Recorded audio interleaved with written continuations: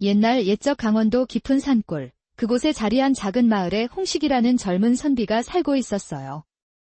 그는 총명한 머리와 뛰어난 재주를 지녔으나 아직 세상 물정을 다 알지 못하는 젊음 탓에 가끔은 허세가 앞서고 자신감이 지나치곤 했지요.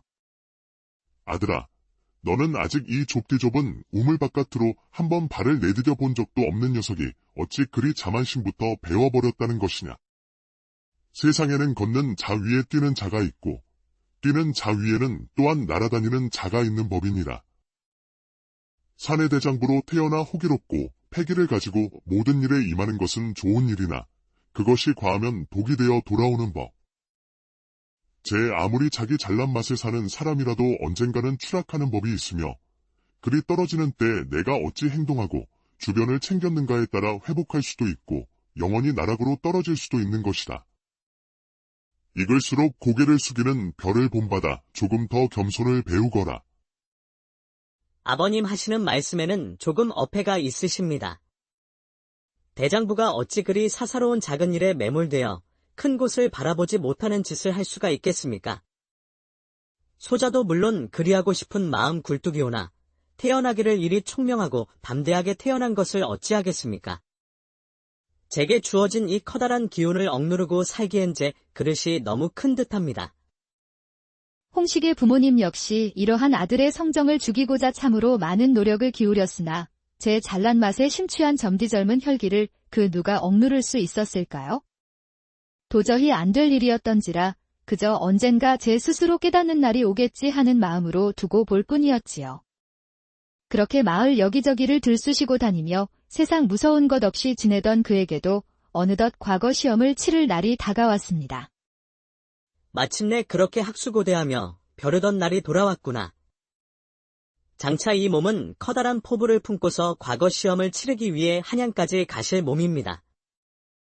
장원급제가 하늘의 별따기라고는 하나 이 홍식의 앞길에 어디 실패라는 것이 있기나 하겠소이까. 어머니, 아버님, 소자 잘 다녀오겠습니다.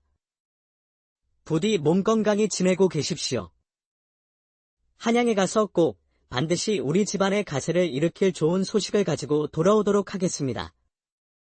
홍식은 부모님께 큰 절을 올리고 시험길에 나섰습니다. 그는 한양을 향하는 길에 오르며 가슴에 장원급제라는 목표를 가지고 발을 내디뎠지요.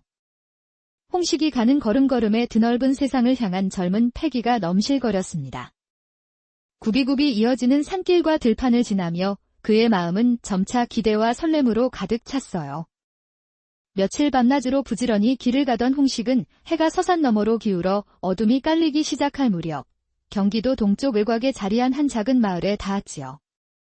지친 다리를 이끌고 민가 몇 채가 보이는 곳으로 향했습니다. 보작. 내 듣자 하니 과거 시험을 보러 가는 선비에게는 묵어갈 수 있도록 방을 내어주는 것에 인색하지 않다 하니 저 집들 중 하나에 오늘 밤을 의탁해보도록 해야겠구나. 그리 생각하고 힘차게 발을 놀린 홍식은 개중에서 집의 크기가 꽤 작아 보였지만 어쩐지 인심이 가득한 기운을 내뿜는 듯한 집 한 채를 발견하게 되었지요. 그는 기다릴 것도 없이 그 집의 대문을 두드렸답니다. 니시오. 찾아올 손님이 없는 집이오만 이 시각에 어인일이신지. 소리를 듣고 마침 대문을 열고 나온 이는 성성한 백발의 노인이었습니다. 노인은 고개를 들어 올려 홍식의 행색을 살피고는 후덕한 웃음을 지어 보였습니다. 어르신, 이거 실례가 많습니다. 혹여나 이 댁에 하룻밤 묵어갈 수는 없겠습니까? 저는 과거를 보러 한양으로 향하고 있는 선비이온데 보시다시피 이리 날이 저물어 더 이상 길을 재촉하기 어려울 듯 싶어 하룻밤 의탁을 양해받고자 이리 들리게 되었습니다. 오라. 어쩐지 두 눈에서 총기가 뿜어져 나온다 했더니만 과거를 보러 가시는 선비님이시군요. 이거 아주 잘 들어오셨소이다. 자, 어서 들어오시오. 장차 큰일을 도모하기 위해 나서시는 분께서 이리 험한 밤길을 가실 수는 없는 노릇이지. 사양 말고 우리 집에서 편히 묵었다가 가시오. 노인은 사람 좋은 웃음을 보이며 홍식을 안으로 안내했고 안방에서는 안주인으로 보이는 듯한 노파가 반갑게 맞아주었습니다. 아이고, 먼 길 오시느라 참으로 고생이 많으셨겠소. 과거를 보러 가는 얼굴이 그리도 밝고 씩씩하니 필시 급제하여 큰일을 하실 상이시구려. 먼 길 오시느라 아주 고단하기가 말도 못하시겠소? 자, 어서 앉아 욕이라도 좀 하시죠. 그 옛날 넘치는 우리네 정이 그러했듯 노부부는 홍식을 안채로 들이며 극진히 대접해 주었지요. 홍식은 감사한 마음으로 노부부에게 예를 올리며 자신의 고향과 시험에 대한 포부 등등 자신의 이야기를 들려주었습니다. 씩씩하게 이야기하는 홍식의 기세가 마음에 들었던 모양인지 노부부는 시종일관 웃음을 띠며 홍식이 하는 말에 귀를 기울이고 있었지요. 그렇게 대화를 나누던 중에 노파가 방안을 향해 외쳤습니다. 저기 얘야, 거기 있느냐? 손님이 드시던 찻잔이 비었구나. 나그네 손님께 따뜻한 차 한 잔 더 내와 주려무나. 네, 어머님. 지금 바로 내어가겠습니다. 노파의 부름에 부엌안에서 앳된 목소리로 대답하는 소리가 들렸습니다. 이내 새하얀 한복을 입은 한 여인이 고개를 조신하게 숙인 채 다과상을 들고 나왔습니다. 홍식은 눈을 힐끔 움직여 그 여인을 보았는데 웬걸요. 그녀의 미색이 참으로 고와 일찍이 자신의 고향에서는 한 번도 본 적이 없을 정도의 대단한 가인이었습니다. 자신의 입이 벌어지는 것도 모른 채 여인을 뚫어지게 보고 있으려니 여인도 홍식의 시선을 눈치챘는지 몸가짐을 바로잡고는 목례를 하며 쏜살같이 방으로 들어가 버렸어요. 그 모습을 본 노인이 겸연쩍은 웃음을 지으며 말했습니다. 허허. 저 아이는 우리 집 며느리 되시겠소? 젊어 보여도 어찌나 성품이 올곧고도 또한 똑 부러지는지 우리 집안에 아주 복덩어리가 들어왔지 뭐요. 나나 우리 부인이나 슬아의 여식이 없었기에 참으로 며느리가 들어오면서 아주 기분이 좋았지. 어찌나 싹싹하고 예에 바르고 또한 그 성품이 뛰어난지 그만 저 아이가 하늘이 내려준 우리 딸처럼 여겨졌지 뭡니까? 헌데 하늘도 무심하시지. 안타깝기 그지없게도 혼례를 올린 그날 그만 하늘이 우리 아들을 풍토병으로 데려가시는 통에 저 불쌍한 것이 제대로 된 혼인 생활을 해보기도 전에 그만 청산과부가 되고 만 팔자라오. 예, 이거 실례했습니다.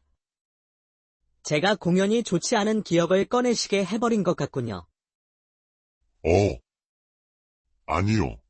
아니요. 그것이 어디 선비님 잘못이라 하겠소이까. 아무튼 우리 내외가 아주 저 아이만 보면 이 가슴이 미어집니다. 우리야 저런 아이가 우리의 곁에 남아있으니 복에 겨워 지낸다고는 하지만 지아비 구실도 제대로 못하고 떠난 우리 아들을 대신해서 우리 부부를 보살펴주고 있는데 아직 창창하게 젊은 것이 저리 우리 집안에 묶여 꽃도 피우지 못하고 있으니 이 늙은이들이 그저 염치가 없을 뿐이지요.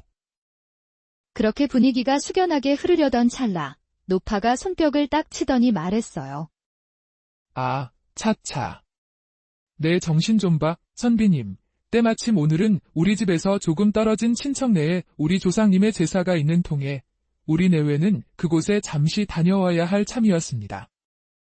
이거 귀한 객손이 집에 방문을 하였는데 집주인들이 이리 집을 비우게 되어 참으로 면목이 없군요.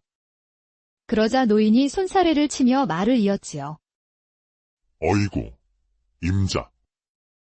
하지만 걱정할 것이 없지를 않소. 우리 며느리가 집에 있을 예정이니 아예 빈집도 아니올시다. 우리 집이 아쉽게도 손님만 따로 묵고 가실 손님방은 없는 좁은 집이지만 온돌이 뜨끈하게 들어오는 큰 방이 있으니 거기서 지내시면 되시겠구려. 저희가 나가면서 우리 며느리에게도 이야기해두겠소. 우리 며느리가 좀 어린 나이나 속은 참으로 깊고 야무져서 손님 접대 하나는 잘해줄 것이오. 허니 불편함 없도록 잘 보살펴줄 테니 염려 놓으시오. 노부부는 홍식에게 거듭 미안함을 표하며 제사 준비를 위해 잠시 집을 비워야 하는 사정을 설명했어요. 홍식은 노부부의 따뜻한 인심에 감사하면서도 한편으로는 아까 전 스쳐 지나간 며느리에 대한 막연한 호기심을 느끼고 있었습니다. 자신의 염통에 누군가 바람이라도 불어넣은 듯 쿵쾅쿵쾅 힘차게 요동치고 있었지요. 노부부는 꽤나 오랜 시간 방 안에서 며느리와 이것저것 이야기를 나누더니 이내 외출 준비를 마치고는 밖으로 나와 홍식과 인사를 나눈 후 집을 나섰습니다. 아까 전 흰색 한복을 곱게 차려입었던 며느리가 대문에 빗장을 걸고는 몸을 돌려 홍식과 마주 섰지요. 그녀는 젊은 나이임에도 불구하고 단아하고 기품 있는 태도를 지니고 있었습니다. 수줍은 듯 살짝 고개를 숙이며 홍식에게 정중히 인사를 올리는 것이었어요. 먼 길 오시느라 고생이 많으셨습니다. 손님. 하필 때가 어수선한 시기에 이리 저희 집에 방문하셔서 이래저래 정신없는 점 다시 한번 사죄드리겠사옵니다. 이제부터는 제가 시부모님을 대신하여 손님을 모시도록 하겠사오니 집안이 누추하고 저의 응대가 많이 부족하더라도 너그러이 지내주시면 감사하겠습니다. 며느리의 목소리는 나긋했지만 어딘가 단단함이 느껴졌습니다. 홍식은 며느리의 고운 얼굴과 단정한 모습을 눈으로 담으며 자꾸만 제 마음이 흔들리는 것을 느꼈어요. 별 말씀을요. 그리 염려해 주시지 않아도 이미 충분히 융숭하게 대접받고 지내고 있으니 부디 편히 대해 주십시오. 연고도 모르는 과객에게 이리 지붕을 내어주시는 것만으로도 감지덕지 그 자체입니다. 그려. 콧대 높던 자신의 그 기세는 어디로 갔는지 홍식은 며느리 앞에서 연거푸 말을 더듬으며 그렇게 그녀의 안내를 받아 마루로 올라섰습니다. 이내 정성껏 차려진 저녁상까지 물리자 며느리는 홍식을 방으로 안내했지요. 방 안에는 깨끗하게 정돈된 이부자리 2채가 놓여 있었습니다.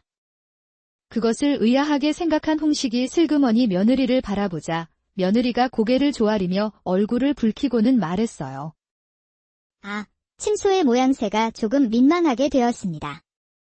남녀가 유별하나 안타깝게도 현재 저희 집에는 방이 2칸뿐이옵니다. 시부모님이 쓰시는 방이 너무도 누추하고 천정에서 물까지 새는지라 그곳에는 손님을 도저히 머무르게 하실 수 없다 하시고는 저에게 신신당부를 하신 통에 어쩔 수 없이 이 방으로 모셨습니다. 이곳은 본디 저희 지아비가 떠난 이후로는 저 혼자 쓰는 방이었으나 하루 묵어 가시기에는 그럭저럭 나쁘지는 않을 것이옵니다. 하면 편히 쉬십시오. 손님께서 윗목에 펴둔 자리를 쓰시고 저는 아랫목에 눕겠습니다. 필요한 것이 있으시면 언제든 불러주십시오. 그리 말한 며느리는 윗목의 이부자리를 홍식에게 내어주며 다시 한번 꼼꼼히 정돈하는 것이었어요. 그 손끝이 어찌나 야무진지 홍식은 그녀의 가녀린 손끝이 움직이는 모습을 입을 벌린 채 넋을 놓고 바라보았습니다. 이윽고 홍식의 자리를 단정히 정리해준 그녀는 아랫목에 자신의 이부자리 쪽으로 넘어가 이불을 덮고 들어가 버렸지요. 홍식은 젊고 아름다운 과부 며느리와 그것도 단둘이 한 방에 묵게 된 이 묘한 상황에 참을 수 없는 긴장감을 느꼈어요. 선비로서 평생 남녀유별의 도리를 배우고 익혔건만 이처럼 예상치도 못하게 벌어진 때 아닌 상황에 머리에 들어올 리가 없었습니다. 당연하게도 서서히 젊고 혈기왕성한 그의 마음 한구석에는 불순한 생각이 스며들기 시작했습니다. 아무리 방이 2개뿐이라 한들 하룻밤을 묵어가는 손님과 한 방에서 이부자리를 펴고 누워 자다니. 이것이 과연 손님을 접대한다는 명목의 순수한 의도뿐인 것인가? 그에게 꼬리표와도 같던 허세와 자신감은 때로는 그의 이성을 오만하게 만들었고 그것은 결국 예의와 도리보다는 자신의 충동에 더 휘둘리는 때도 있었던 것이었지요. 어느덧 밤이 더욱 깊어지고 등불마저 꺼지자 방 안은 짙은 어둠으로 가득 찼습니다. 조용히 뱉는 숨소리조차 크게 들리는 고요함 속에서 홍식은 좀처럼 잠을 이룰 수가 없었어요. 아랫목에 누운 며느리의 가녀린 숨소리가 새근새근 들려오는 것이 견딜 수가 없었습니다. 젊은 혈기는 그의 이성을 점차 마비시키고 있었지요. 아무리 사정에 맞추어 생각해 보려 해도 이것은 매우 이상하지 않을 수가 없는 일이로구나. 제 아무리 지나가는 객손에게 정을 베푸는 것이 친절이자 또한 사람된 도리라고는 하나 어찌 자신의 아들과 혼인을 하여 과부가 된 젊은 며느리를 객손과 한 방에서 재울 수가 있다는 말이던가. 또한 시부모의 명이라 한들 그것을 따르는 과부 며느리의 마음 또한 딴 생각이 없다고는 말할 수가 없을 터. 그래, 아무리 생각해 보아도 그것이 맞다. 이는 필시 이 과부 역시도 나에게 음흉한 마음을 품고 있기 때문이다. 허니 외로움에 사무쳐 있을 젊디젊은 한창 때의 과부에게 내 정을 베푸는 것이 어찌 죄가 되겠느냐는 말이지. 오히려 저런 그녀의 속마음을 외면하는 것이야말로 사내로서 못할 진리자 또한 바보 같은 일이리라. 홍식은 이와 같은 생각으로 줄곧 자신을 합리화했습니다. 더는 참을 수 없었던 그는 잠든 척을 하며 조용히 아랫목을 향해 발을 뻗었지요. 홍식의 발끝이 며느리의 무릎에 살짝 닿자 그는 제 심장이 뛰는 아찔함을 느끼며 그녀가 어떻게 반응할지 기대 반 불안 반으로 기다리기 시작했습니다. 허나 며느리는 그저 나긋나긋한 숨소리만 내뱉을 뿐 별다른 반응이 없었지요. 이에 자신감을 얻은 홍식은 그녀 역시 분명 원하고 있다 생각하여 이번에는 좀 더 과감하게 발을 쑥 내밀어 그녀의 무릎 위쪽으로 훑어 올리기 시작했습니다. 허나 홍식이 상상하던 장밋빛 청사진과는 달라도 너무나 다른 과부 며느리의 얼음장 같은 태도가 돌아왔습니다. 그녀는 조금의 동요도 없이 조용히 입을 열었지요. 손님, 주무시지 않으시는군요. 이 무슨 해괴한 짓이란 말씀이십니까? 그러자 홍식은 크게 당황하여 어설프게 잠꼬대를 하는 척하며 제 행동을 무마하려 했지요. 산은 산이여. 쿨. 또한 물은 물이로다. 그러나 며느리의 목소리는 더욱 단호하고 분명해졌습니다. 그 냉랭함이 몹시도 뾰족하여 흡사 어둠 속에서도 그 기운이 느껴지는 듯했지요. 손님, 이제와 잠든 척을 해보셔도 소용없습니다. 방금 하신 행동이 무엇을 의미하는지 손님 스스로가 가장 잘 아실 것입니다. 손님은 장차 과거에 급제하여 나라의 큰 일꾼이 되시기로 작정하신 분 아니신지요? 백성을 다스리고 도리를 가르쳐야 할 분께서 어찌 이리 경망스러운 행동을 하십니까? 손님께서 혹시라도 저에게 허튼 마음을 품고 계시다면 이는 남녀유별과 예의범절을 저버리는 아주 큰 잘못입니다. 저희 시부모님의 친절을 부디 곡해하지는 말아주시지요. 홍식은 몸이 굳어버렸습니다. 그녀의 말 한마디 한마디가 비수처럼 홍식의 가슴에 꽂혔으니까요. 평생 배우고 익혔다고 자부했던 선비의 도리가 한순간에 무너지는 기분이었습니다. 부끄러움이 온몸을 휘감았어요. 선비의 도리가 무엇입니까? 학문만 깊다고 선비가 되는 것이 아니라 인과 예절을 지키고 자신의 마음을 다스릴 줄 알아야 진정한 선비라 할 수 있지 않습니까? 그러더니 며느리는 자리에서 일어나 등불을 켰습니다. 환해진 방 안에서 그녀의 단아하지만 결연한 얼굴이 보였지요. 홍식은 차마 고개를 들 수가 없었어요. 손님께서 일개 아녀자인 저의 말을 깊이 새겨주시기로 마음먹고 또한 본인의 잘못을 진정으로 뉘우치신다면 저에게 회초리 하나를 가져다 주십시오. 손님의 이 경망스러운 마음을 바로잡아 드리겠습니다. 홍식은 민망함과 수치심, 그리고 며느리의 단호함에 압도되어 아무런 대꾸도 하지 못했습니다. 습관 같던 허세는 온데간데 없이 사라지고 진심 어린 부끄러움만이 남았지요. 알겠소이다. 내 사내로서 내가 행한 추태에 대해 정식으로 사죄를 드리며 또한 그대의 뜻대로 하리다. 그는 어둠 속에서 더듬거리며 마당으로 나가 닭을 쫓을 때 쓰는 듯한 가는 회초리 하나를 찾아 며느리에게 가져왔어요. 며느리는 그 회초리를 받아들고 잠시 말없이 홍식의 발끝을 바라보았지요. 마치 자신에게 못된 짓을 서슴던 그 발바닥을 혼내야 된다는 듯한 눈빛이었습니다. 결국 홍식은 자신의 다리를 내밀었지요. 며느리는 망설임 없이 그의 발바닥을 힘껏 내리쳤습니다. 착각하지 마십시오, 손님. 저는 그저 이 집의 며느리이기 이전의 한 사람으로서, 그리고 하늘이 맺어준 지아비를 섬겼던 아내로서 제 도리를 지키는 것입니다. 그리고 손님의 장래를 위해 선비의 길을 벗어나지 않도록 경고하는 것입니다. 따끔한 회초리의 고통보다 며느리의 고든 기계와 그녀 앞에서 드러난 자신의 추악한 모습이 홍식을 더욱 아프게 했지요. 며느리는 몇 대 더 회초리를 내리치며 말했습니다. 이 아픔을 잊지 마십시오. 오늘 밤의 부끄러움을 거울 삼아 앞으로 나아가십시오. 어떠한 유혹과 어려움 속에서도 선비의 도리를 잃지 말아주셔요. 자신의 마음을 다스리지 못하는 자는 결코 큰 일을 이룰 수 없습니다. 그녀의 꾸짖음은 홍식의 가슴에 깊은 울림을 주었답니다. 홍식은 며느리의 강단 있고 지혜로운 모습, 어떠한 상황에서도 흔들리지 않는 기품에 깊은 감명을 받았어요. 처음 품었던 허튼 마음은 수치심으로 변했지만 곧 그녀의 존재 자체에 이전에는 느껴보지 못한 묘한 이끌림과 존경심을 느끼기 시작했지요. 회초리의 아픔 속에서 그녀의 모습이 강렬하게 마음에 새겨졌습니다. 그는 며느리의 하나부터 열까지 옳은 말에 반박할 엄두조차 내지 못하고 그저 고개를 떨군 채 자신의 못남을 깊이 뉘우쳤습니다. 그렇게 다음 날 아침, 해가 떠오르자 노부부가 제사를 마치고 집으로 돌아왔습니다. 홍식은 밤새 잠을 설쳤어요. 며느리는 평소와 다름없는 단정한 모습으로 노부부를 맞았지요. 아침 식사를 하는 동안 시부모가 며느리에게 어젯밤 별일이 없었느냐 물었고 며느리는 시부모에게 차마 거짓을 고할 수는 없었기에 숨김없이 이야기했어요. 어머님, 아버님, 어젯밤 손님께서 잠시 실수를 하셨사온데 부득이하게 서로의 뜻이 맞아 바로잡아 드렸습니다. 노부부는 며느리의 이야기에 놀라며 물었지요. 실수라니. 그것이 무슨 소리냐?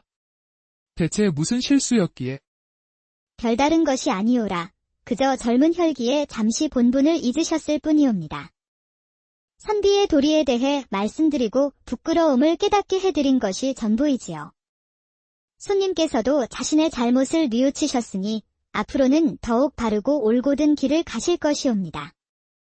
하지만 노부부는 사실 조금 생각이 달랐답니다. 그들은 아들이 죽고 청산과부가 된 어여쁜 며느리가 너무도 딱했던 것이지요.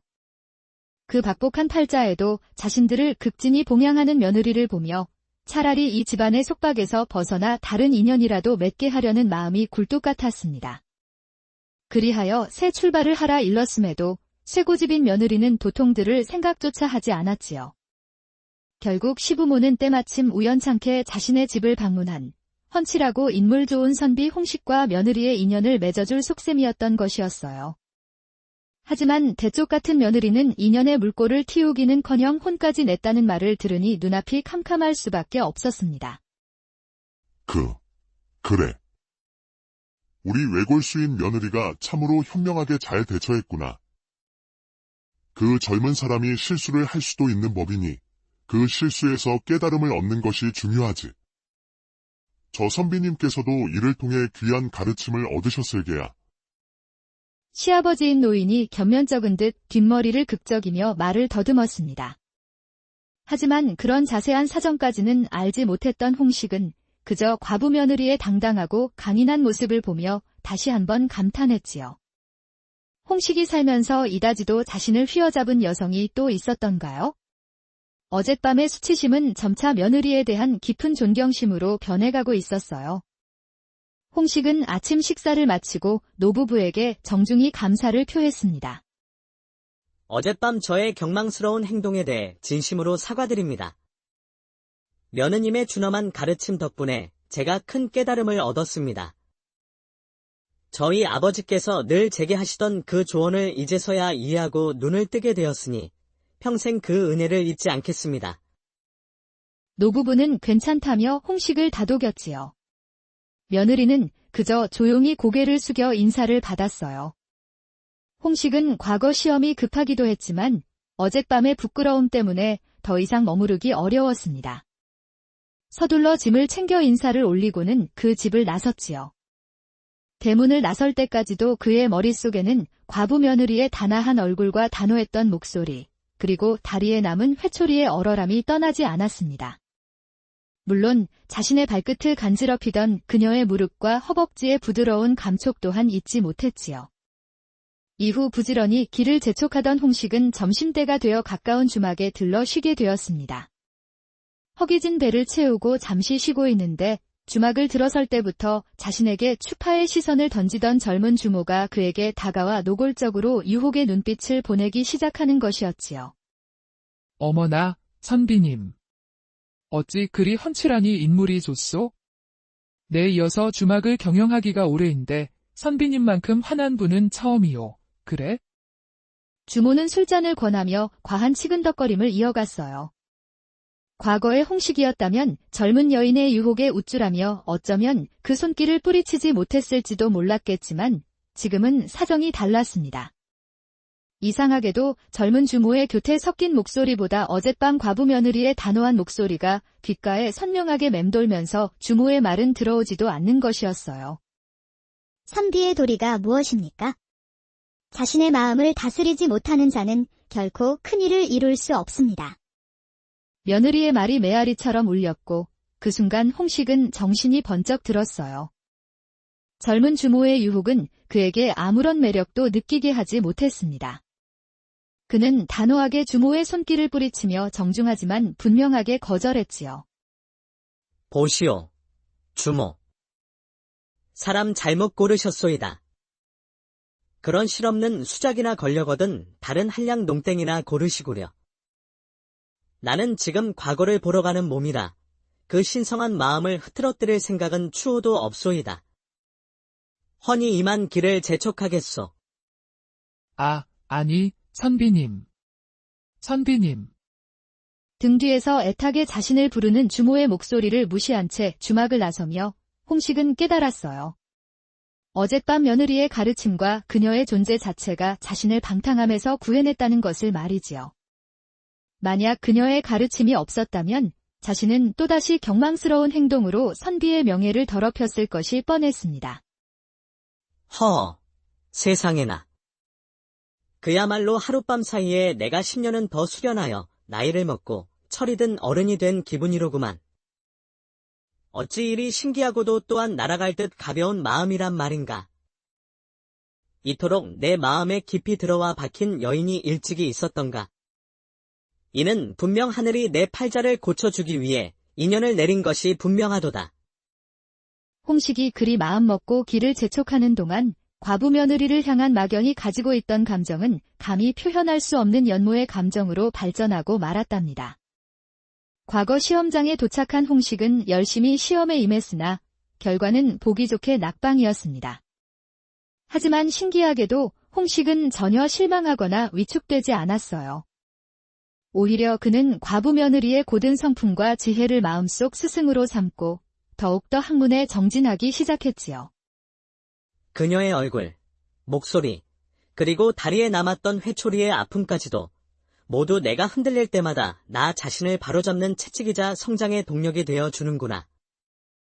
그는 밤늦도록 책을 읽으며 그녀의 가르침을 되새겼고 학문의 깊이를 더할수록 그녀의 지혜가 얼마나 뛰어났는지 더욱 절감했습니다.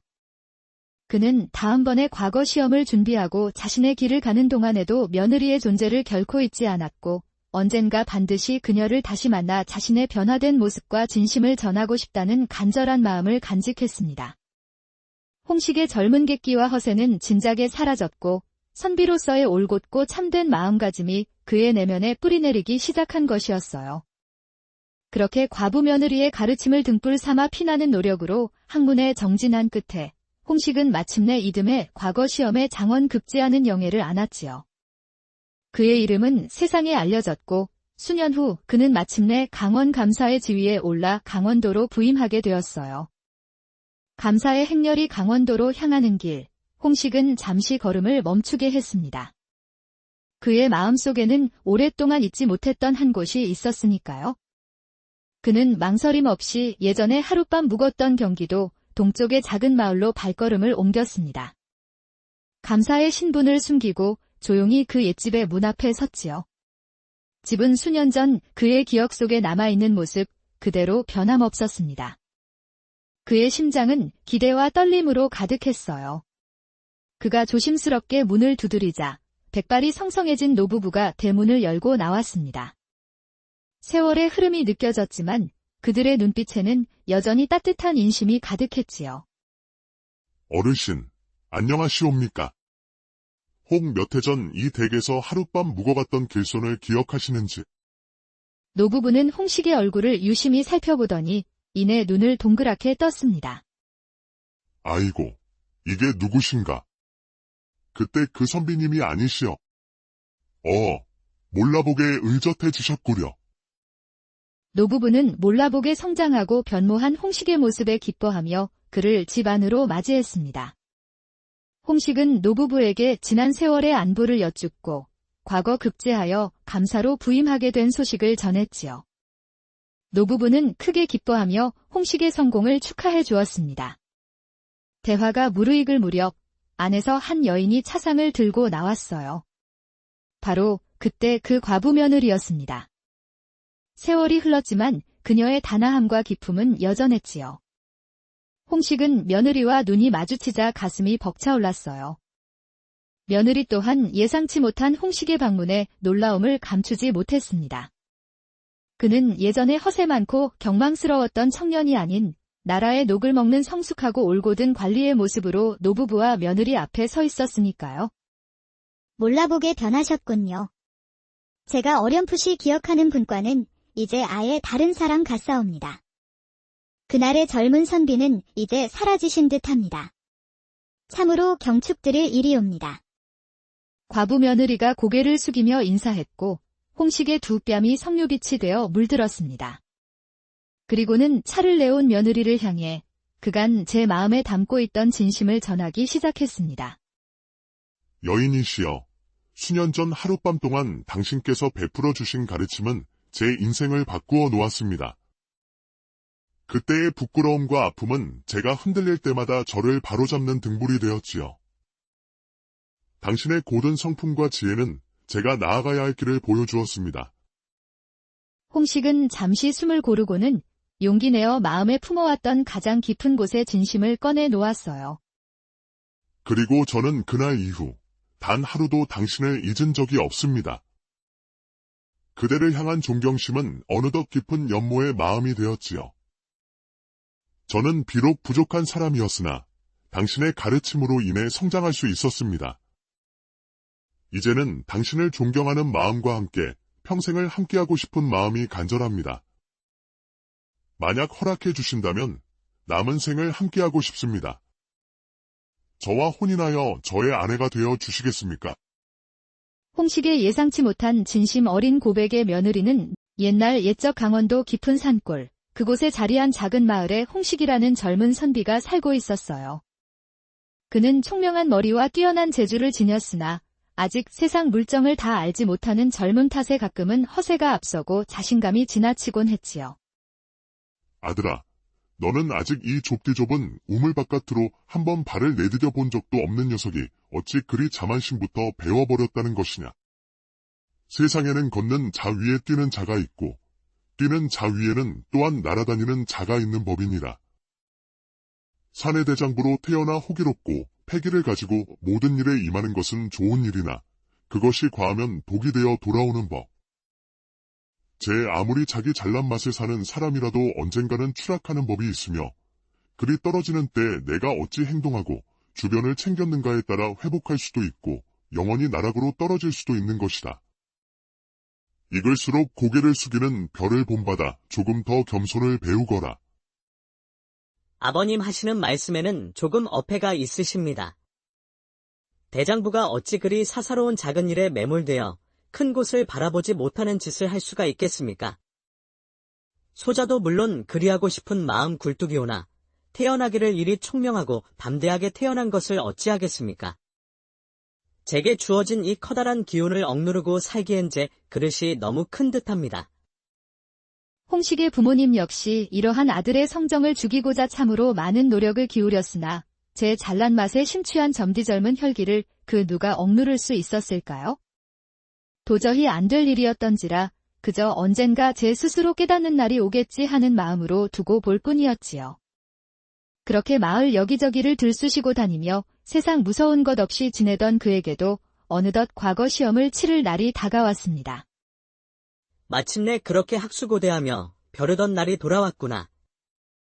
장차 이 몸은 커다란 포부를 품고서 과거 시험을 치르기 위해 한양까지 가실 몸입니다. 장원급제가 하늘의 별따기라고는 하나 이 홍식의 앞길에 어디 실패라는 것이 있기나 하겠소이까. 어머니, 아버님, 소자 잘 다녀오겠습니다. 부디 몸 건강히 지내고 계십시오.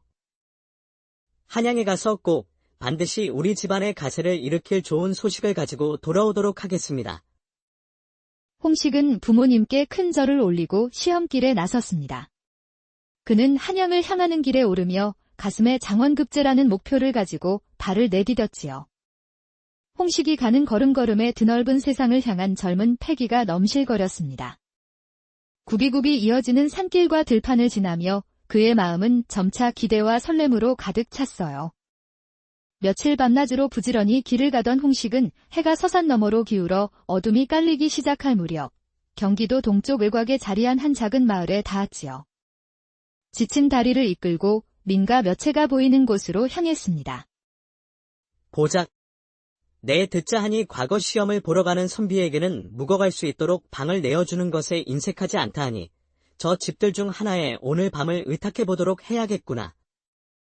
그리 생각하고 힘차게 발을 놀린 홍식은 개중에서 집의 크기가 꽤 작아 보였지만 어쩐지 인심이 가득한 기운을 내뿜는 듯한 집 한 채를 발견하게 되었지요. 그는 기다릴 것도 없이 그 집의 대문을 두드렸답니다. 니시오.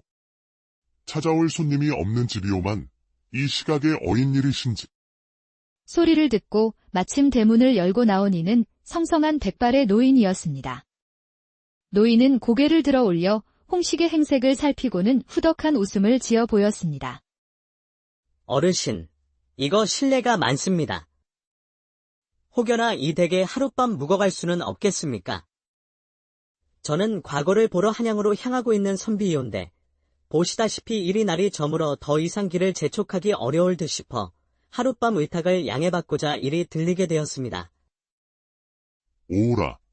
어쩐지 두 눈에서 총기가 뿜어져 나온다 했더니만 과거를 보러 가시는 선비님이시군요. 이거 아주 잘 들어오셨소이다. 자, 어서 들어오시오. 장차 큰일을 도모하기 위해 나서시는 분께서 이리 험한 밤길을 가실 수는 없는 노릇이지. 사양 말고 우리 집에서 편히 묵었다가 가시오. 노인은 사람 좋은 웃음을 보이며 홍식을 안으로 안내했고 안방에서는 안주인으로 보이는 듯한 노파가 반갑게 맞아주었습니다. 아이고, 먼 길 오시느라 참으로 고생이 많으셨겠소. 과거를 보러 가는 얼굴이 그리도 밝고 씩씩하니 필시 급제하여 큰일을 하실 상이시구려. 먼 길 오시느라 아주 고단하기가 말도 못하시겠소? 자, 어서 앉아 욕이라도 좀 하시지요. 그 옛날 넘치는 우리네 정이 그러했듯 노부부는 홍식을 안채로 들이며 극진히 대접해 주었지요. 홍식은 감사한 마음으로 노부부에게 예를 올리며 자신의 고향과 시험에 대한 포부 등등 자신의 이야기를 들려주었습니다. 씩씩하게 이야기하는 홍식의 기세가 마음에 들었던 모양인지 노부부는 시종일관 웃음을 띠며 홍식이 하는 말에 귀를 기울이고 있었지요. 그렇게 대화를 나누던 중에 노파가 방안을 향해 외쳤습니다. 저기 얘야, 거기 있느냐? 손님이 드시던 찻잔이 비었구나. 나그네 손님께 따뜻한 차 한 잔 더 내와 주려무나. 네, 어머님. 지금 바로 내어가겠습니다. 노파의 부름에 부엌안에서 앳된 목소리로 대답하는 소리가 들렸습니다. 이내 새하얀 한복을 입은 한 여인이 고개를 조신하게 숙인 채 다과상을 들고 나왔습니다. 홍식은 눈을 힐끔 움직여 그 여인을 보았는데 웬걸요. 그녀의 미색이 참으로 고와 일찍이 자신의 고향에서는 한 번도 본 적이 없을 정도의 대단한 가인이었습니다. 자신의 입이 벌어지는 것도 모른 채 여인을 뚫어지게 보고 있으려니 여인도 홍식의 시선을 눈치챘는지 몸가짐을 바로잡고는 목례를 하며 쏜살같이 방으로 들어가 버렸어요. 그 모습을 본 노인이 겸연쩍은 웃음을 지으며 말했습니다. 저 아이는 우리 집 며느리 되시겠소? 젊어 보여도 어찌나 성품이 올곧고도 또한 똑 부러지는지 우리 집안에 아주 복덩어리가 들어왔지 뭐요. 나나 우리 부인이나 슬아의 여식이 없었기에 참으로 며느리가 들어오면서 아주 기분이 좋았지. 어찌나 싹싹하고 예에 바르고 또한 그 성품이 뛰어난지 그만 저 아이가 하늘이 내려준 우리 딸처럼 여겨졌지 뭡니까? 헌데 하늘도 무심하시지.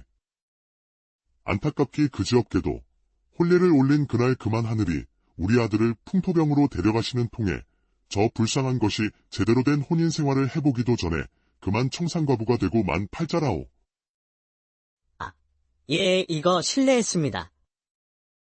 제가 공연이 좋지 않은 기억을 꺼내시게 해버린 것 같군요. 아니요. 아니요. 그것이 어디 선비님 잘못이라 하겠소이까?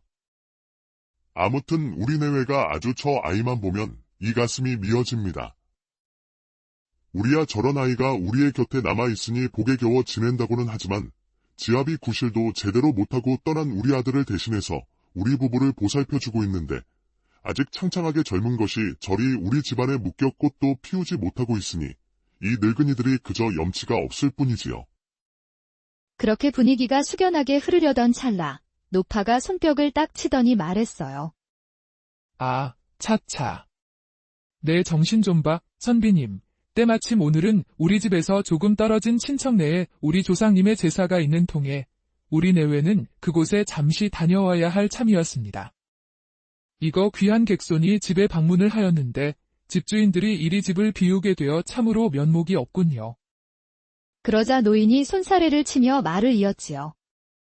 어이구, 임자. 하지만 걱정할 것이 없지를 않소. 우리 며느리가 집에 있을 예정이니 아예 빈집도 아니올시다. 우리 집이 아쉽게도 손님만 따로 묵고 가실 손님방은 없는 좁은 집이지만 온돌이 뜨끈하게 들어오는 큰 방이 있으니 거기서 지내시면 되시겠구려. 저희가 나가면서 우리 며느리에게도 이야기해 두겠소. 우리 며느리가 좀 어린 나이나 속은 참으로 깊고 야무져서 손님 접대 하나는 잘해줄 것이오. 허니 불편함 없도록 잘 보살펴줄 테니 염려 놓으시오. 노부부는 홍식에게 거듭 미안함을 표하며 제사 준비를 위해 잠시 집을 비워야 하는 사정을 설명했어요. 홍식은 노부부의 따뜻한 인심에 감사하면서도 한편으로는 아까 전 스쳐 지나간 며느리에 대한 막연한 호기심을 느끼고 있었습니다. 자신의 염통에 누군가 바람이라도 불어넣은 듯 쿵쾅쿵쾅 힘차게 요동치고 있었지요. 노부부는 꽤나 오랜 시간 방 안에서 며느리와 이것저것 이야기를 나누더니 이내 외출 준비를 마치고는 밖으로 나와 홍식과 인사를 나눈 후 집을 나섰습니다. 아까 전 흰색 한복을 곱게 차려입었던 며느리가 대문에 빗장을 걸고는 몸을 돌려 홍식과 마주 섰지요. 그녀는 젊은 나이임에도 불구하고 단아하고 기품 있는 태도를 지니고 있었습니다. 수줍은 듯 살짝 고개를 숙이며 홍식에게 정중히 인사를 올리는 것이었어요. 먼 길 오시느라 고생이 많으셨습니다. 손님. 하필 때가 어수선한 시기에 이리 저희 집에 방문하셔서 이래저래 정신없는 점 다시 한번 사죄드리겠사옵니다. 이제부터는 제가 시부모님을 대신하여 손님을 모시도록 하겠사오니 집안이 누추하고 저의 응대가 많이 부족하더라도 너그러이 지내주시면 감사하겠습니다. 며느리의 목소리는 나긋했지만 어딘가 단단함이 느껴졌습니다. 홍식은 며느리의 고운 얼굴과 단정한 모습을 눈으로 담으며 자꾸만 제 마음이 흔들리는 것을 느꼈어요. 별 말씀을요. 그리 염려해 주시지 않아도 이미 충분히 융숭하게 대접받고 지내고 있으니 부디 편히 대해 주십시오. 연고도 모르는 과객에게 이리 지붕을 내어주시는 것만으로도 감지덕지 그 자체입니다. 그려. 콧대 높던 자신의 그 기세는 어디로 갔는지 홍식은 며느리 앞에서 연거푸 말을 더듬으며 그렇게 그녀의 안내를 받아 마루로 올라섰습니다. 이내 정성껏 차려진 저녁상까지 물리자 며느리는 홍식을 방으로 안내했지요. 방 안에는 깨끗하게 정돈된 이부자리 2채가 놓여 있었습니다. 그것을 의아하게 생각한 홍식이 슬그머니 며느리를 바라보자 며느리가 고개를 조아리며 얼굴을 붉히고는 말했어요. 아, 침소의 모양새가 조금 민망하게 되었습니다. 남녀가 유별하나 안타깝게도 현재 저희 집에는 방이 2칸뿐이옵니다. 시부모님이 쓰시는 방이 너무도 누추하고 천정에서 물까지 새는지라 그곳에는 손님을 도저히 머무르게 하실 수 없다 하시고는 저에게 신신당부를 하신 통에 어쩔 수 없이 이 방으로 모셨습니다.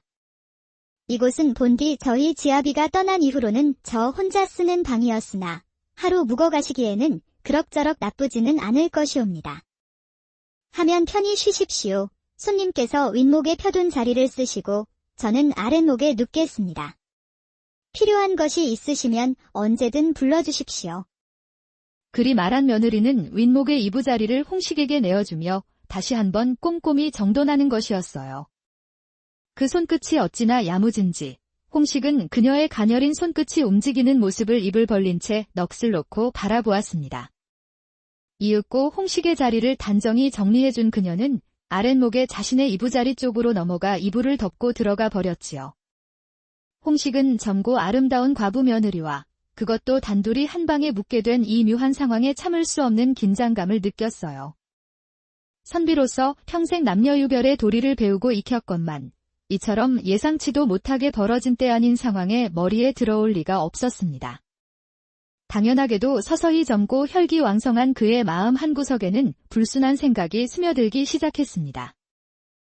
아무리 방이 2개뿐이라 한들 하룻밤을 묵어가는 손님과 한 방에서 이부자리를 펴고 누워 자다니. 이것이 과연 손님을 접대한다는 명목의 순수한 의도뿐인 것인가? 그에게 꼬리표와도 같던 허세와 자신감은 때로는 그의 이성을 오만하게 만들었고 그것은 결국 예의와 도리보다는 자신의 충동에 더 휘둘리는 때도 있었던 것이었지요. 어느덧 밤이 더욱 깊어지고 등불마저 꺼지자 방 안은 짙은 어둠으로 가득 찼습니다. 조용히 뱉는 숨소리조차 크게 들리는 고요함 속에서 홍식은 좀처럼 잠을 이룰 수가 없었어요. 아랫목에 누운 며느리의 가녀린 숨소리가 새근새근 들려오는 것이 견딜 수가 없었습니다. 젊은 혈기는 그의 이성을 점차 마비시키고 있었지요. 아무리 사정에 맞추어 생각해 보려 해도 이것은 매우 이상하지 않을 수가 없는 일이로구나. 제 아무리 지나가는 객손에게 정을 베푸는 것이 친절이자 또한 사람된 도리라고는 하나 어찌 자신의 아들과 혼인을 하여 과부가 된 젊은 며느리를 객손과 한 방에서 재울 수가 있다는 말이던가. 또한 시부모의 명이라 한들 그것을 따르는 과부 며느리의 마음 또한 딴 생각이 없다고는 말할 수가 없을 터. 그래, 아무리 생각해 보아도 그것이 맞다. 이는 필시 이 과부 역시도 나에게 음흉한 마음을 품고 있기 때문이다. 허니 외로움에 사무쳐 있을 점디절문 한창 때의 과부에게 내 정을 베푸는 것이 어찌 죄가 되겠느냐는 말이지. 오히려 저런 그녀의 속마음을 외면하는 것이야말로 사내로서 못할 진리자 또한 바보 같은 일이리라. 홍식은 이와 같은 생각으로 줄곧 자신을 합리화했습니다. 더는 참을 수 없었던 그는 잠든 척을 하며 조용히 아랫목을 향해 발을 뻗었지요. 홍식의 발끝이 며느리의 무릎에 살짝 닿자 그는 제 심장이 뛰는 아찔함을 느끼며 그녀가 어떻게 반응할지 기대 반 불안 반으로 기다리기 시작했습니다. 허나 며느리는 그저 나긋나긋한 숨소리만 내뱉을 뿐 별다른 반응이 없었지요. 이에 자신감을 얻은 홍식은 그녀 역시 분명 원하고 있다 생각하여 이번에는 좀 더 과감하게 발을 쑥 내밀어 그녀의 무릎 위쪽으로 훑어 올리기 시작했습니다. 허나 홍식이 상상하던 장밋빛 청사진과는 달라도 너무나 다른 과부 며느리의 얼음장 같은 태도가 돌아왔습니다. 그녀는 조금의 동요도 없이 조용히 입을 열었지요. 손님, 주무시지 않으시는군요. 이 무슨 해괴한 짓이란 말씀이십니까? 그러자 홍식은 크게 당황하여 어설프게 잠꼬대를 하는 척하며 제 행동을 무마하려 했지요. 산은 산이여. 쿨. 또한 물은 물이로다. 그러나 며느리의 목소리는 더욱 단호하고 분명해졌습니다. 그 냉랭함이 몹시도 뾰족하여 흡사 어둠 속에서도 그 기운이 느껴지는 듯했지요. 손님, 이제와 잠든 척을 해보셔도 소용없습니다. 방금 하신 행동이 무엇을 의미하는지 손님 스스로가 가장 잘 아실 것입니다. 손님은 장차 과거에 급제하여 나라의 큰 일꾼이 되시기로 작정하신 분 아니신지요? 백성을 다스리고 도리를 가르쳐야 할 분께서 어찌 이리 경망스러운 행동을 하십니까? 손님께서 혹시라도 저에게 허튼 마음을 품고 계시다면 이는 남녀유별과 예의범절을 저버리는 아주 큰 잘못입니다. 저희 시부모님의 친절을 부디 곡해하지는 말아주시지요. 홍식은 몸이 굳어버렸습니다. 그녀의 말 한마디 한마디가 비수처럼 홍식의 가슴에 꽂혔으니까요. 평생 배우고 익혔다고 자부했던 선비의 도리가 한순간에 무너지는 기분이었습니다. 부끄러움이 온몸을 휘감았어요. 선비의 도리가 무엇입니까? 학문만 깊다고 선비가 되는 것이 아니라 인과 예절을 지키고 자신의 마음을 다스릴 줄 알아야 진정한 선비라 할 수 있지 않습니까? 그러더니 며느리는 자리에서 일어나 등불을 켰습니다. 환해진 방 안에서 그녀의 단아하지만 결연한 얼굴이 보였지요. 홍식은 차마 고개를 들 수가 없었어요. 손님께서 일개 아녀자인 저의 말을 깊이 새겨주시기로 마음먹고 또한 본인의 잘못을 진정으로 뉘우치신다면 저에게 회초리 하나를 가져다 주십시오. 손님의 이 경망스러운 마음을 바로잡아 드리겠습니다. 홍식은 민망함과 수치심, 그리고 며느리의 단호함에 압도되어 아무런 대꾸도 하지 못했습니다. 습관 같던 허세는 온데간데 없이 사라지고 진심 어린 부끄러움만이 남았지요. 알겠소이다. 내 사내로서 내가 행한 추태에 대해 정식으로 사죄를 드리며 또한 그대의 뜻대로 하리다. 그는 어둠 속에서 더듬거리며 마당으로 나가 닭을 쫓을 때 쓰는 듯한 가는 회초리 하나를 찾아 며느리에게 가져왔어요. 며느리는 그 회초리를 받아들고 잠시 말없이 홍식의 발끝을 바라보았지요. 마치 자신에게 못된 짓을 서슴던 그 발바닥을 혼내야 된다는 듯한 눈빛이었습니다. 결국 홍식은 자신의 다리를 내밀었지요. 며느리는 망설임 없이 그의 발바닥을 힘껏 내리쳤습니다. 착각하지 마십시오, 손님. 저는 그저 이 집의 며느리이기 이전의 한 사람으로서, 그리고 하늘이 맺어준 지아비를 섬겼던 아내로서 제 도리를 지키는 것입니다. 그리고 손님의 장례를 위해 선비의 길을 벗어나지 않도록 경고하는 것입니다. 따끔한 회초리의 고통보다 며느리의 고든 기계와 그녀 앞에서 드러난 자신의 추악한 모습이 홍식을 더욱 아프게 했지요. 며느리는 몇 대 더 회초리를 내리치며 말했습니다. 이 아픔을 잊지 마십시오. 오늘 밤의 부끄러움을 거울 삼아 앞으로 나아가십시오. 어떠한 유혹과 어려움 속에서도 선비의 도리를 잃지 말아주셔요. 자신의 마음을 다스리지 못하는 자는 결코 큰 일을 이룰 수 없습니다. 그녀의 꾸짖음은 홍식의 가슴에 깊은 울림을 주었답니다. 홍식은 며느리의 강단 있고 지혜로운 모습, 어떠한 상황에서도 흔들리지 않는 기품에 깊은 감명을 받았어요. 처음 품었던 허튼 마음은 수치심으로 변했지만 곧 그녀의 존재 자체에 이전에는 느껴보지 못한 묘한 이끌림과 존경심을 느끼기 시작했지요. 회초리의 아픔 속에서 그녀의 모습이 강렬하게 마음에 새겨졌습니다. 그는 며느리의 하나부터 10까지 옳은 말에 반박할 엄두조차 내지 못하고 그저 고개를 떨군 채 자신의 못남을 깊이 뉘우쳤습니다. 그렇게 다음 날 아침 해가 떠오르자 노부부가 제사를 마치고 집으로 돌아왔습니다. 홍식은 밤새 잠을 설쳤어요. 며느리는 평소와 다름없는 단정한 모습으로 노부부를 맞았지요. 아침 식사를 하는 동안 시부모가 며느리에게 어젯밤 별일이 없었느냐 물었고 며느리는 시부모에게 차마 거짓을 고할 수는 없었기에 숨김없이 이야기했어요. 어머님, 아버님, 어젯밤 손님께서 잠시 실수를 하셨사온데 부득이하게 서로의 뜻이 맞아 바로잡아 드렸습니다. 노부부는 며느리의 이야기에 놀라며 물었지요. 실수라니. 그것이 무슨 소리냐? 대체 무슨 실수였기에? 별다른 것이 아니오라. 그저 젊은 혈기에 잠시 본분을 잊으셨을 뿐이옵니다. 선비의 도리에 대해 말씀드리고 부끄러움을 깨닫게 해드린 것이 전부이지요. 손님께서도 자신의 잘못을 뉘우치셨으니 앞으로는 더욱 바르고 올곧은 길을 가실 것이옵니다. 하지만 노부부는 사실 조금 생각이 달랐답니다. 그들은 아들이 죽고 청산과부가 된 어여쁜 며느리가 너무도 딱했던 것이지요. 그 박복한 팔자에도 자신들을 극진히 봉양하는 며느리를 보며 차라리 이 집안의 속박에서 벗어나 다른 인연이라도 맺게 하려는 마음이 굴뚝 같았습니다. 그리하여 새 출발을 하라 일렀음에도 쇠고집인 며느리는 도통들을 생각조차 하지 않았지요. 결국 시부모는 때마침 우연찮게 자신의 집을 방문한 헌칠하고 인물 좋은 선비 홍식과 며느리의 인연을 맺어줄 속셈이었던 것이었어요. 하지만 대쪽 같은 며느리는 인연의 물꼬를 틔우기는커녕 혼까지 냈다는 말을 들으니 눈앞이 캄캄할 수밖에 없었습니다. 그래. 우리 외골수인 며느리가 참으로 현명하게 잘 대처했구나. 그 젊은 사람이 실수를 할 수도 있는 법이니 그 실수에서 깨달음을 얻는 것이 중요하지. 저 선비님께서도 이를 통해 귀한 가르침을 얻으셨을 게야. 시아버지인 노인이 견면적은 듯 뒷머리를 극적이며 말을 더듬었습니다. 하지만 그런 자세한 사정까지는 알지 못했던 홍식은 그저 과부 며느리의 당당하고 강인한 모습을 보며 다시 한번 감탄했지요. 홍식이 살면서 이다지도 자신을 휘어잡은 여성이 또 있었던가요? 어젯밤의 수치심은 점차 며느리에 대한 깊은 존경심으로 변해가고 있었어요. 홍식은 아침 식사를 마치고 노부부에게 정중히 감사를 표했습니다.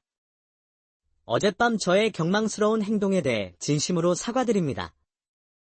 며느님의 준엄한 가르침 덕분에 제가 큰 깨달음을 얻었습니다. 저희 아버지께서 늘 제게 하시던 그 조언을 이제서야 이해하고 눈을 뜨게 되었으니 평생 그 은혜를 잊지 않겠습니다. 노부부는 괜찮다며 홍식을 다독였지요.